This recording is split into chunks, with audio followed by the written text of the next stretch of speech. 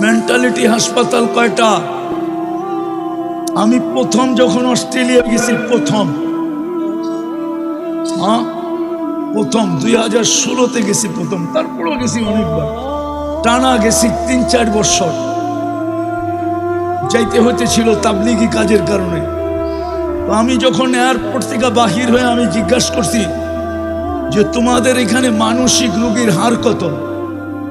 আপনি first time আসলেন, এটা জিজ্ঞাসা করলেন কেন?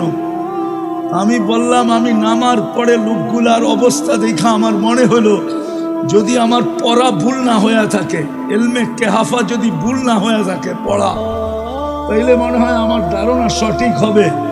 আমার মনে হয় এখানে বড় পার্সেন্টেজের লোক মানসিক রোগী। তো বলতেছে 4 জনে 1 জন মানসিক রোগী। কয়জন? শতকরা 25 জন মানসিক রোগী, 25%।